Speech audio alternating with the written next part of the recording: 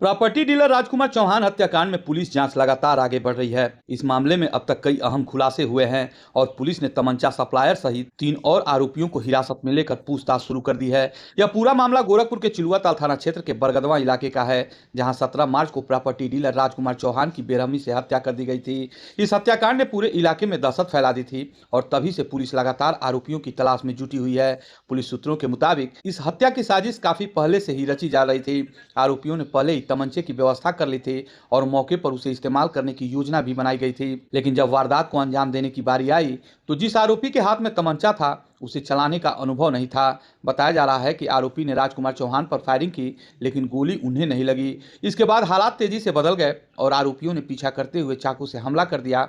चाकू से किए गए ताबड़तोड़ वार इतने घातक थे कि मौके पर ही राजकुमार चौहान की मौत हो गई।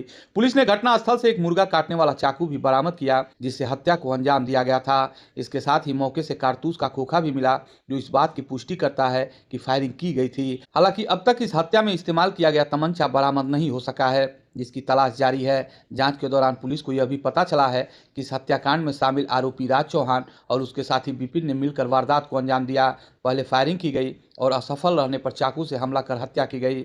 इस मामले में अब तक पुलिस 8 आरोपियों को गिरफ्तार कर चुकी है, जिसमें एक बाल अपचारी भी शामिल है। वहीं अब तमंचा सप्लायर समेत 3 और संदिग्धों को हिरासत में लेकर उससे पूछताछ की जा रही है। पुलिस कॉल डिटेल्स के जरिए आरोपियों के नेटवर्क को खंगाल रही है और यह जानने की कोशिश भी कर रही है कि हथियार कहां से आया और किन किन लोगों की इसमें भूमिका रही। पुलिस जांच में यह भी सामने आया है कि हत्या के पीछे पुरानी रंजिश एक बड़ी वजह हो सकती है। बताया जा रहा है कि जिस व्यक्ति ने आरोपी को तमंचा उपलब्ध कराया था, उसकी भी राजकुमार चौहान से पहले से दुश्मनी थी और इसी दुश्मनी ने पूरी साजिश को जन्म दिया। इधर मृतक की पत्नी सुशीला ने इस मामले में गंभीर आरोप लगाए हैं। उन्होंने मुख्यमंत्री कार्यालय को पत्र भेजकर आरोपियों के खिलाफ सख्त कार्रवाई की मांग की है। सुशीला का कहना है कि उनके पति की हत्या गांव के ही वर्तमान पार्षद धर्मदेव चौहान और उनके साथियों ने साजिश के तहत करवाई है। उन्होंने यह भी आरोप लगाया कि मुख्य आरोपी को बचाने की कोशिश की जा रही है।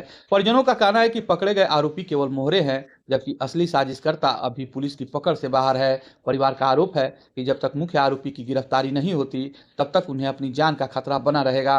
हत्या के बाद से राजकुमार चौहान का परिवार गहरे सदमे में है। घर का माहौल पूरी तरह से गमगीन है। पत्नी सुशीला का रो रो के बुरा हाल है। वहीं उनके तीनों बच्चे सोनम, प्रियंका और युवराज अपने पिता को याद कर लगातार बिलख रहे हैं। राजकुमार चौहान के बुजुर्ग पिता जंगीलाल की हालत भी बेहद नाजुक बताई जा रही है। इकलौते बेटे की मौत का सदमा वह सहन नहीं कर पा रहे हैं। परिवार के लोग दहशत में हैं और बाहर के लोगों से मिलने से भी कतरा रहे हैं। स्थिति की गंभीरता को देखते हुए घर के बाहर पुलिस बल तैनात किया गया है, लेकिन इसके बावजूद परिवार में डर और असुरक्षा का माहौल बना हुआ है।